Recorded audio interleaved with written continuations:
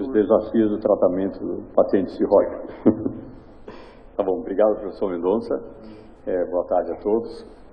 Obrigado mais uma vez à comissão organizadora, especialmente ao Mário Gonzalez, meu aluno de doutorado, que defendeu o seu doutorado recentemente.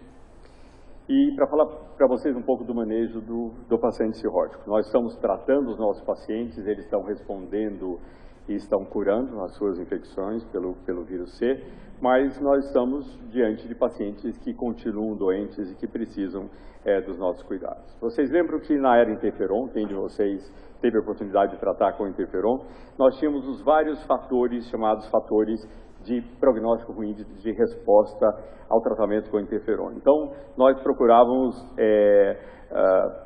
observar todos esses fatores e muitos dos nossos pacientes não respondiam porque tinham resistência insulínica, esteatose, fibrose avançada, genótipo 1, que era a pior resposta. Atualmente, com os novos antivirais, na verdade, o único fator preditivo de não resposta é a presença de cirrose hepática, é o avanço da doença. Todos aqueles outros fatores, individualmente, não se mostram mais fatores de má resposta ao tratamento com os DAAs.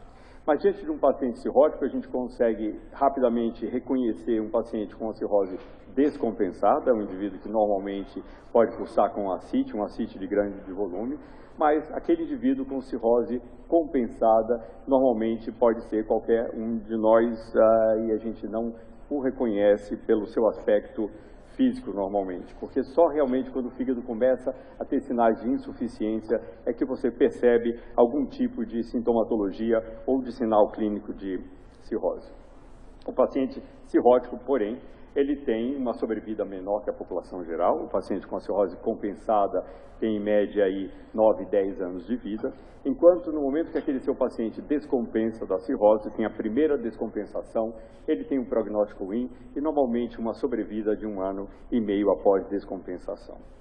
Hoje, a biópsia hepática não faz mais parte como necessário, como uma necessidade da gente tratar, uma vez que o nosso tratamento é universal, nós não precisamos mais nos preocupar com o grau de lesão para indicar o tratamento dos nossos pacientes, mas nós precisamos saber se o nosso paciente tem uma fibrose avançada, principalmente para saber como nós vamos manejar esse paciente depois da cura.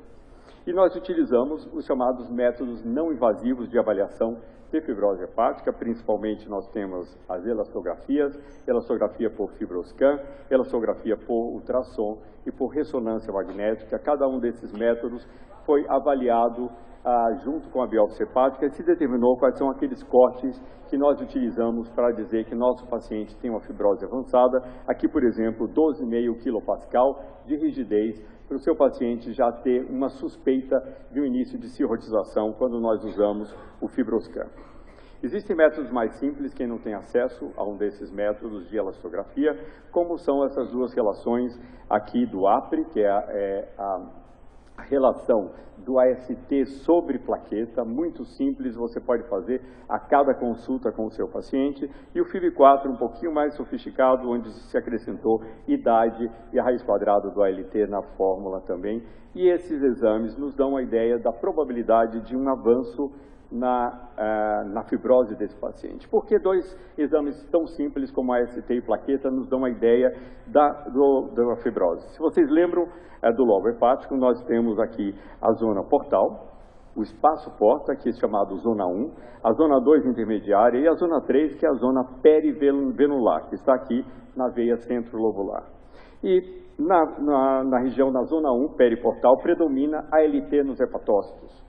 A doença por vírus é uma doença de zona 1, é uma doença periportal. A destruição do parênquima hepático começa pelos hepatócitos junto à veia porta. Já o álcool, por exemplo, a AST supera a ALT, por quê? Porque é uma doença de zona 3, onde começa a afetar a veia centrolobular. Portanto, à medida que a doença do nosso paciente avança e essa fibrose vai caminhando da zona 1 para a zona 3, a AST passa a predominar como enzima principal, vai aumentando e a plaqueta do paciente vai diminuindo, porque o nosso paciente pode estar fazendo hiperesplenismo, aumento do baço, sequestrando plaqueta, como também um fígado que começa a ficar insuficiente, passa a produzir menos trombopoetina e, por isso, a produção de plaqueta também pode diminuir. E, portanto, é uma relação simples, mas que pode nos dar a ideia dessa fibrose acentuada. A professora Garcia de Sal, ela vem classificando, vem estudando bastante, é a pessoa que mais estuda cirrose e hipertensão portal, e vem classificando muito os graus diferentes. Um paciente com uma cirrose inicial não tem o mesmo prognóstico que um paciente com uma cirrose já com hipertensão portal. E nós utilizamos muito o gradiente de pressão da veia porta, acima de 10 milímetros de mercúrio, para determinar aquele paciente que começa a ter uma hipertensão portal clinicamente significativa. É um método invasivo, é medido por via transjugular, bastante complicado da gente fazer mesmo em hospitais terciários como os hospitais universitários. O paciente que começa a ter uma hipertensão portal significativa muda completamente o seu prognóstico do ponto de vista de descompensação e sobrevida, acima de 10 milímetros de mercúrio. E nós classificamos hoje o nosso paciente cirrótico como um paciente que tem o estadio 1, que é o paciente que não tem varizes de esôfago, que tem uma doença totalmente compensada, daquele paciente que começa a fazer varizes no esôfago, estadio 2, é o paciente que começa a ter um prognóstico pior e tem uma resposta ao tratamento também pior. Alguns estudos utilizando elastografia por fibroscan demonstraram que, quando o seu paciente apresenta no fibroscan 20 kPa de rigidez, existe uma chance alta dele estar começando a ter uma hipertensão portal clinicamente significativa, ou seja, acima de 10 milímetros de mercúrio do gradiente de pressão da veia porta. É o paciente que você tem que se preocupar um pouco mais do ponto de vista, eventualmente pode ser um indício de que você deva pedir uma endoscopia digestiva alta para avaliar a presença de varizes de esôfago nesse seu paciente. E a sobrevida desses pacientes de 5 anos mudam. E esse paciente chega a ter 25% de mortalidade em 5 anos, quando ele passa a ter varizes de esôfago, ou seja, uma hipertensão portal clinicamente significativa. Portanto, no seu paciente compensado, que nós chamamos o cirrótico Child-A, você tem aquele Child-A muito bom, que é aquele paciente que tem plaqueta acima de 100 mil, sem varizes de esôfago, uma elastografia menor que 20 kPa, uma albumina normalmente acima de 4 e o APRE menor que 2.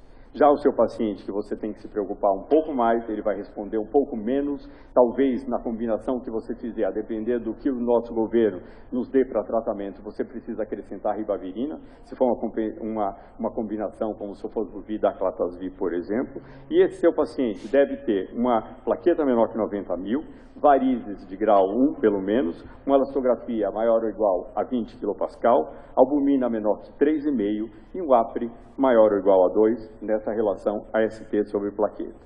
Portanto, naquele paciente sem cirrose, ou no meu paciente cirrótico bem compensado, ele tem praticamente 100% de resposta virológica sustentada, não importa hoje o método que você vai utilizar ou a droga que você vai utilizar para tratá-lo. Se o seu paciente é um Child-A com hipertensão portal ou um paciente descompensado, Child-B e C, essa resposta virológica sustentada vai variar de 50% a 90%.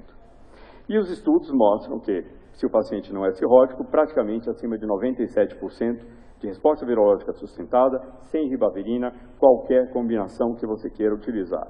Se o meu paciente tem cirrose, começa a ter já um prejuízo na sua resposta virológica sustentada. Então, na primeira combinação de tratamento, que nós utilizamos bastante, sofosbuvir, cimeprevir, por 12 semanas, aquele paciente muito compensado, ele tem 98% de resposta virológica sustentada. Já o paciente cirrótico, gênero subtipo 1A, aquele que começa a ser mais difícil, a resposta virológica sustentada fica no cirrótico em torno de 77%. Tá? Portanto, o paciente Child-A, no estudo com o cimeprevir, por exemplo, esse estudo que só tratou cirróticos, mostrou que aquele paciente, por exemplo, subtipo 1A, que tinha previamente uma mutação Q80K, que é muito comum nos Estados Unidos e na Europa, em torno de 42% nos Estados Unidos, teve um impacto importante na resposta virológica sustentada desses pacientes cirróticos. Nós avaliamos bastante no Brasil a presença dessa mutação, que confere resistência ao sumebrevir, e o máximo que foi encontrado no Brasil foi 2,8%, portanto, nós achamos que não tinha impacto na resposta virológica sustentada. Mas se você observa as características de má resposta nesses pacientes cirróticos, veja que as piores respostas são nos pacientes que têm uma hipertensão portal clinicamente significativa, menos 90 mil plaquetas, albumina menor que 4 e mais de 20 kPa pela elastografia hepática por FibroScan.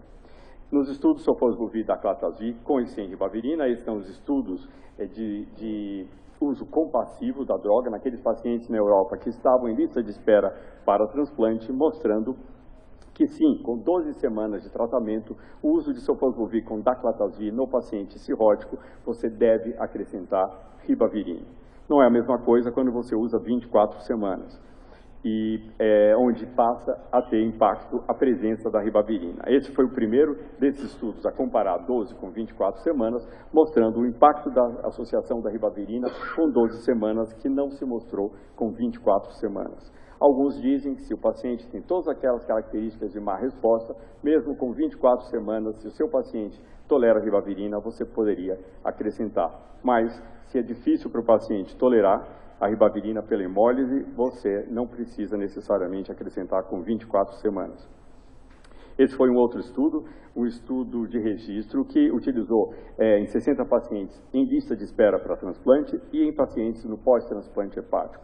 E se observou que no pós-transplante a resposta virológica sustentada é exatamente igual ao paciente não cirrótico. Portanto, em algumas situações de descompensação, onde o seu paciente está muito próximo do transplante, é melhor esperar o transplante para tratar esse paciente, porque aqueles pacientes com uma cirrose bastante avançada, os índices de resposta virológica sustentada no Child-C ficam em torno de 50%. E, portanto, aqui observado essa estratificação pela descompensação hepática, que eu acabei de dizer, a resposta no Child-C, apesar desse estudo ter sido um estudo inicial com N muito pequeno, todos os demais estudos posteriores demonstraram exatamente a mesma resposta, em torno de 50% no paciente descompensado. E todos eles mostram exatamente o que eu falei. Todas essas características que demonstram uma descompensação hepática, uma hipertensão portal significativa, são fatores preditivos de má resposta à cura desses pacientes com os novos antivirais. Nós avaliamos esses pacientes, a melhora deles, por um índice que nós chamamos índice MELD. É um índice de sobrevida da clínica Mayo, que vem por um modelo de doença hepática terminal, e nós listamos o nosso paciente e ele vai para frente da lista de acordo com esse número MELD, com a gravidade da doença. E o que se demonstrou que naqueles pacientes em lista de espera, existe uma melhora, 50% dos pacientes tratados em lista de transplante tem uma melhora do índice MELD, como pode ter uma melhora também na sua classificação de Child-Pugh, mostrando uma melhora dessa função hepática após a cura. Então, o que se procurou exatamente é que momento é esse onde esse tratamento se torna fútil, onde eu tenho o meu paciente bastante descompensado em lista de espera e eu tenho que decidir se eu vou indicar tratamento para o vírus C ou não. Em situações, em centros onde o transplante acontece muito rápido, com menos de 6 meses, seguramente a minha decisão, pelo menos pessoal, seria esperar o transplante e dar uma chance de 95%, pelo menos, dele ter uma resposta virológica sustentada. Porém, os nossos pacientes, pelo menos no HC, esperam pelo menos um ano e meio para o transplante.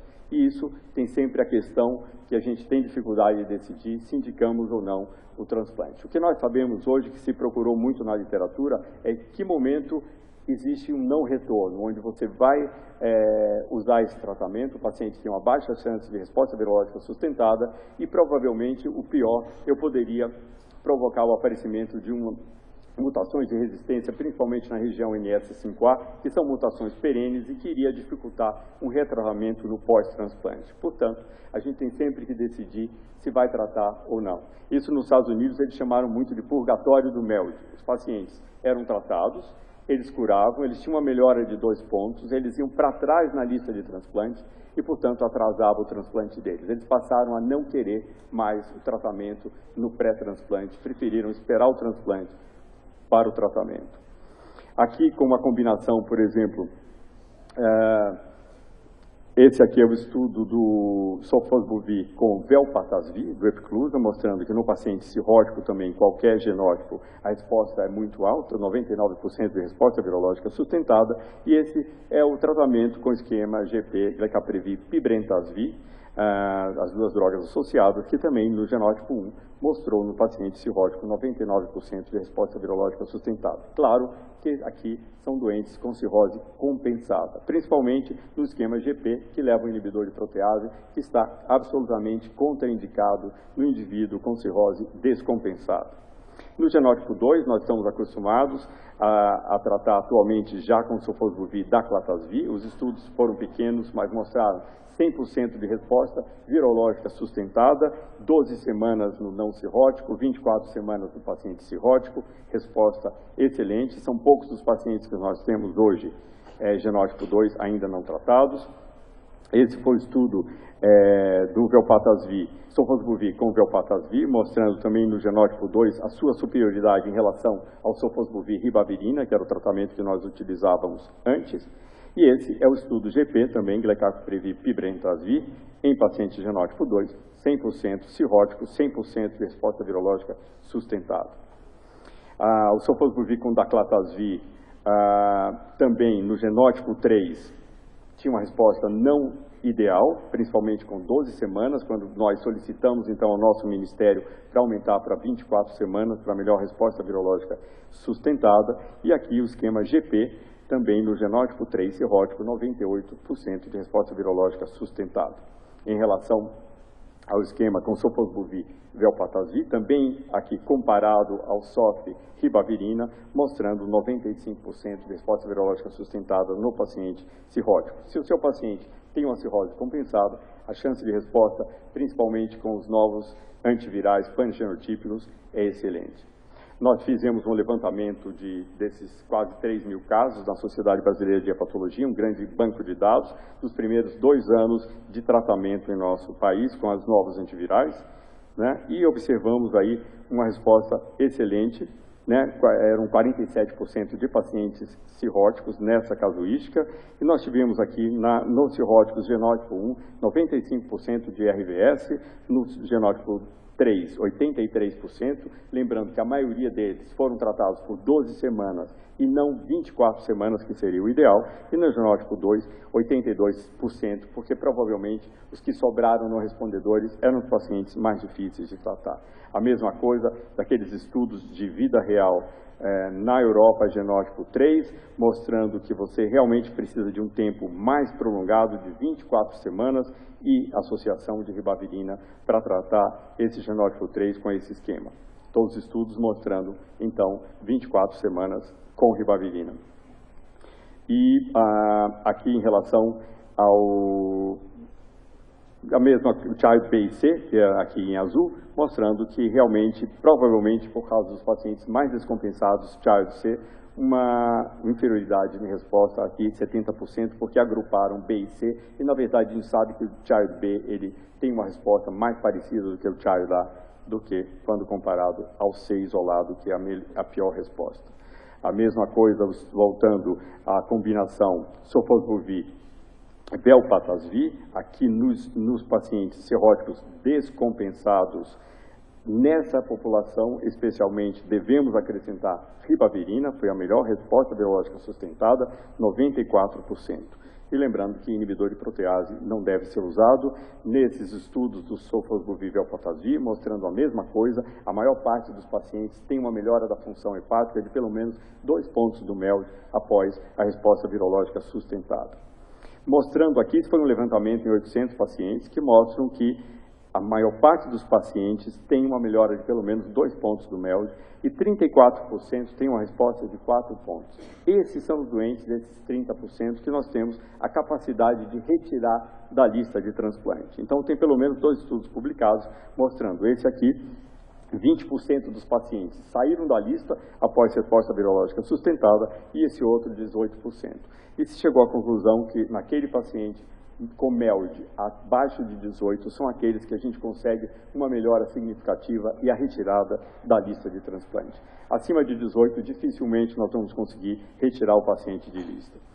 Um outro, para finalizar, eu tenho um outro assunto muito debatido, que foi a questão que se levantou, principalmente o grupo de Barcelona, de que o uso dos novos DAs poderia levar ao aumento da incidência do carcinoma hepatocelular, mostrando em algumas casuísticas iniciais que realmente tem uma incidência acumulativa aqui de 6, 7%, comparado ao interferon, que era aqui de 1%. E, portanto, houve uma discussão muito grande na literatura. Mas o que acontece são dois vieses muito importantes e hoje a literatura e os trabalhos mais recentes já esclareceram que nós tratamos atualmente com os DAAs. Os indivíduos têm 10 anos a mais do que eles tinham na era interferon, porque nós não temos mais o limite de idade de 70 anos para tratar como tínhamos com o interferon, e esses pacientes também são descompensados Child B e C, e nós só tratávamos aqueles indivíduos Child A. Portanto, nós tratamos indivíduos hoje mais velhos, que têm doença mais avançada, e, portanto, eles realmente fazem mais carcinoma hepatocelular. Quando você corrige para esses dois fatores,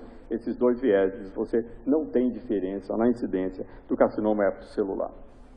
Mas, no entanto, a questão da recidiva de alguém que nós já tratamos no nódulo de carcinoma hepatocelular, que a literatura também sugere que pode ter uma recidiva pior. Esse é um estudo, o único estudo, é um estudo de Hannover, é um estudo experimental, que mostra que, eventualmente, essa vigilância que o nosso sistema imunológico promove contra o vírus C, pode ter um mecanismo molecular comum de uma vigilância de um tumor, de uma célula tumoral quiescente de alguém que você já tratou com carcinoma hepatocelular. Tirando a vigilância ao vírus C, depois da cura, você tiraria a vigilância também ao tumor, às células tumorais. E, portanto, está aberto ainda na literatura e a gente tem que avaliar melhor se realmente a recidiva, a recorrência do carcinoma hepatocelular seria pior após a utilização dos novos antivirais. Porém, hoje, o que nós temos é que a cura é um fator preditivo positivo para a melhora da sobrevida desses pacientes, como também para a diminuição da incidência do carcinoma hepatocelular. Por enquanto, pelo que temos publicado na literatura, é a ideia que a gente tem em relação. Como manejar os nossos pacientes depois da resposta virológica sustentada? É muito importante. Se o seu paciente tem uma fibrose leve, grau 0 ou grau 1, e ele não tem risco de readquirir a infecção, por exemplo, usuário de droga intravenosa, você pode dar alta ao seu paciente. O paciente F3 e F4, ele não recebe mais alta, ele vai ter que voltar de 6 em 6 meses para realizar isso. É extremamente importante. Nós fazemos 1 a 2 diagnósticos de carcinoma hepatocelular em nosso ambulatório por semana. Então, aquele paciente cirrótico, mesmo curado, tem uma chance extremamente elevada de desenvolver carcinoma hepatocelular. O grande problema é o paciente com uma fibrose moderada, uma fibrose grau 2, se o seu paciente tem alguma comorbidade, como uso de álcool, obesidade, diabetes, esteatose, você tem que colocar o paciente num programa de mudança de comportamento e tem que vigiar esse paciente, porque esses fatores são fatores preditivos de aparecimento de carcinoma hepatocelular. Nós sabemos que o FibroScan, a elastografia, o paciente melhora em 30% logo no RVS12. Isso não quer dizer melhora da fibrose, quer dizer melhora da inflamação. A inflamação também tem impacto na rigidez hepática. E esse é um estudo muito interessante italiano que rebiopsiou os pacientes e acompanhou com a elastografia 3 anos depois da resposta virológica sustentada, mostrando que muitos pacientes, 3 anos depois, com cirrose inativa, tinham FibroScan entre 8 e 10. Então, não confie apenas na elastografia para dizer que o seu paciente teve regressão da cirrose e que você pode parar de fazer o seu rastreamento de HCC.